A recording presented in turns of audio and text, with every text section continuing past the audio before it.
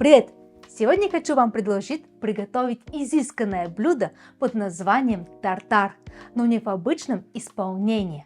Не теряем больше времени, как всегда следите за руками и поехали!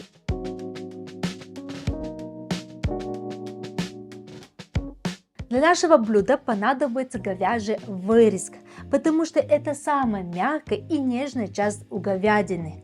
Здесь нету жира и нету грубой сухожилия. Волокна у вырезки настолько тонкие, что мясо прям тает во рту. И у вырезки самый чистый и насыщенный вкус мяса. Берем вырезку и поперек волокон нарезаем мясо на тонкие слайсы. Это сделать очень легко. Мясо очень мягкое и нежное. После этого берем каждый слайс и нарезаем его на длинные полоски, приблизительно одинаковой толщины. Когда справились с этим, разворачиваем полоски и нарезаем их на мелкие кубики. Чтобы тартар получился с еще более однородной и приятной консистенцией, проходимся ножом по мясу несколько раз, слегка измельчая его. Когда наше мясо уже придобило вот такой вид, нам нужно его отправить в миску, там где мы его будем приправлять. В тартаре есть разные вариации. Кто-то делает с горчицей, с луком, корнишонами, с каперсами. Вариаций масса, но я хочу вам показать именно ту вариацию, которую я никогда больше и нигде не встречала, кроме на Сардинии. Я была в очень хороший стейкхаус, и эта подача меня удивила, а вкус тем более. Будем его приправлять с перец, соль и оливковое масло, потому что именно в этот тартар очень хорошо чувствовался вкус мяса и еще одного ингредиента. Добавляем черный перец по вкусу. Тоже сильно не забиваем мясо с перцем. Сколько хватит. Добавляем соль. Соль я приблизительно добавляю 1-2% от количества мяса, которое у меня было. И добавляем оливковое масло. Оливковое масло где-то 2 ложки. Наше мясо готово, поэтому мы будем приступать вместе с вами к подаче. И, наверное, сейчас огромный у вас вопрос будет. Габриэла, это все? Вы просто приправили мясо и вы говорите, что это просто вау?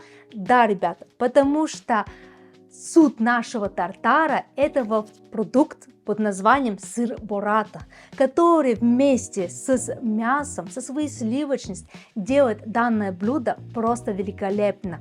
High level, ресторанный. Это нечто, которое не всегда вы встретите у нас в наших ресторанах. Поэтому мы приступаем к подаче. На дно тарелки делаем подушку из зелени. Используем свежую рукколу. Тартар подается в аккуратной круглой форме, поэтому нам понадобится металлическое кольцо.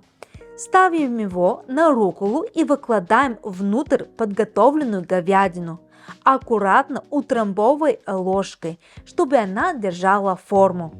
Обычно в ресторанах на одну порцию берут около 150 граммов говядины. Снимаем кольцо, придерживая мясо ложкой, и наступает момент нашего суперпродукта – сыр буррата.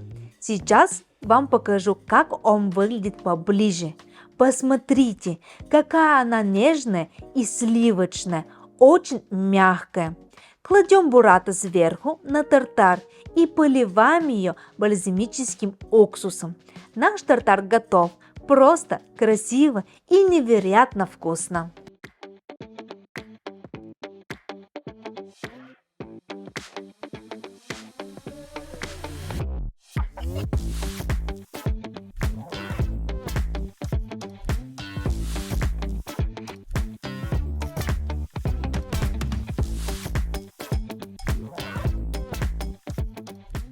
Наш тартар готов, и сейчас по традиции мы его и попробуем.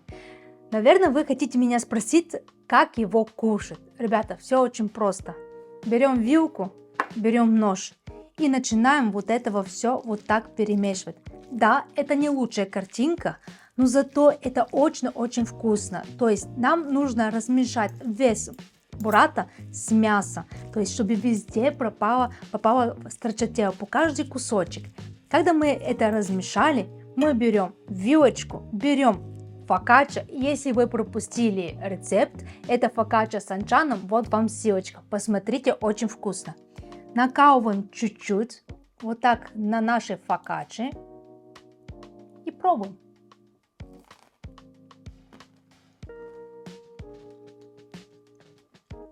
Ребята, это просто отрыв.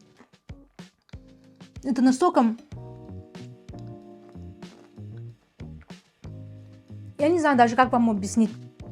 За счет того, что stracciatella, бурата очень сливочная, она обволакивает мясо, и это просто такое соединение, такое объединение, что я такое никогда не ела и не пробовала. Поэтому, если вы любите тартары, попробуйте обязательно, и я думаю, вам понравится. Если вам понравился сегодняшний рецепт, обязательно ставьте лайки. Если нет, дизлайки. Для нас это очень-очень важно. Подписывайтесь на наш канал и до новых вкусных встреч, ребят. Пока!